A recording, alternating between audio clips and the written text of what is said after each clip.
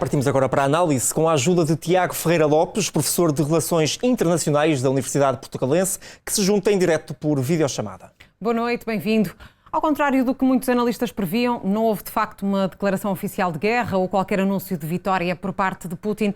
Conseguimos perceber porque é que foi criada toda esta expectativa em torno do Dia da Europa?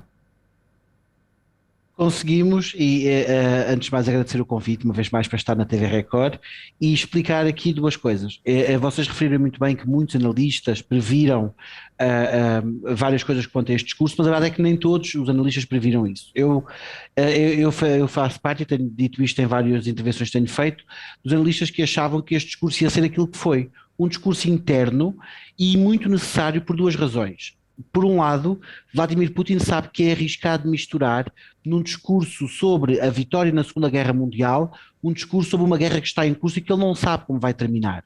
O dia da vitória e o fim daquilo que na Rússia é conhecido como a Grande Guerra Patriótica é um dia muito importante para o Estado, era um dia importante para a União Soviética, continua a ser para a Federação da Rússia. Além disso, nós também sabíamos que Vladimir Putin precisa de manter a opinião pública como ela tem estado até agora, grosso modo, e depois daqueles primeiros 10 dias de conflito, a opinião pública tem estado relativamente serena e relativamente do lado do Kremlin não há grandes manifestações de desapoio, nem há grandes manifestações de descontentamento para já, apesar, obviamente, de uma degradação das condições gerais da qualidade de vida na Rússia. E, portanto, este discurso, acima de tudo, era para consumo doméstico e não é por acaso. Permita-me usar aqui algumas expressões que ele usou no discurso. Vladimir Putin começa por usar a expressão amor pelo país, depois explica a questão dos valores tradicionais, vai à ideia dos costumes seculares, fala 3 vezes seguidas sobre a fé, depois a seguir à fé, e é muito curioso a ponto que ele começa a falar dos valores ocidentais e do liberalismo como um espaço degenerado, e é esta a palavra que ele usa, e logo a seguir, depois de explicar porque é que o Ocidente é degenerado e faz leituras enviesadas da história, ele volta a referir que aos russos é inerente o amor extremo ao seu país e é um direito dos russos amar o seu país. Portanto, mas nesse discurso também falhou a palavra paz. Não houve a palavra paz no discurso de Putin. Houve a palavra paz, inclusive houve uma palavra próxima de paz, que é a palavra pacificação. Houve também uma menção ao direito a esta operação especial, que obviamente é uma guerra, por muito que o Kremlin não queira chamá-lo de tal, este conflito neste momento já não é uma operação especial efetivamente, portanto houve a ideia de paz, mas também houve muito esta ideia de que esta operação era necessária. E, portanto, por isso é que eu digo que este era um discurso muito interno e, uma vez mais, põe em xeque, obviamente, alguns analistas ocidentais, particularmente próximos da Casa Branca, que têm tentado avançar com algumas previsões que não têm sido muito acertadas e que é necessário ter cuidado quanto a elas. Concorda com a teoria também de António Costa de que o presidente da Rússia não foi mais longe no discurso porque, de facto, não está a ganhar este conflito? Isso depende de como nós olhamos para o conflito. Ou seja, militarmente, por muito que nós não gostemos de dizer, a verdade é que o avanço tem sido mais lento, mas a Rússia tem avançado nas posições. A Rússia conquistou mais cidades, no que toca ao sul e ao leste.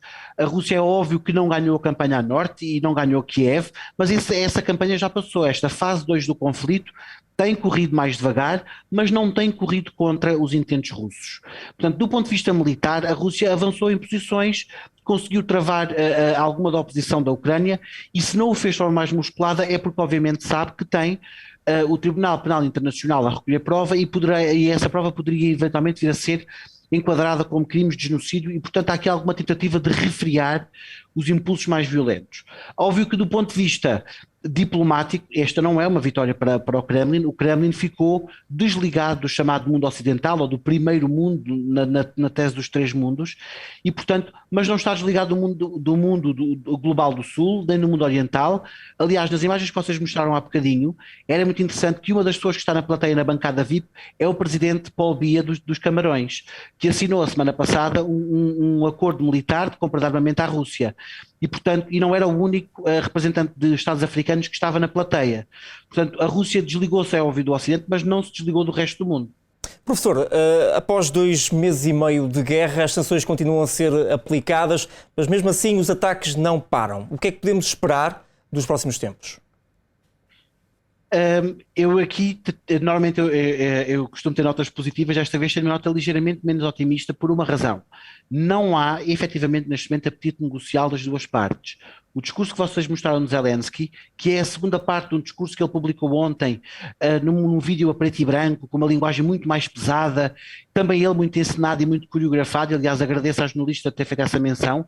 Estes são discursos, obviamente, coreografados e feitos para um público essencialmente norte-americano e europeu, muito mais do que para o resto do mundo.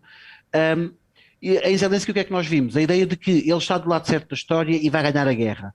Ora, a Rússia considera o mesmo. E, portanto, enquanto os dois lados considerarem que vão vencer militarmente o conflito, não há qualquer apetite negocial.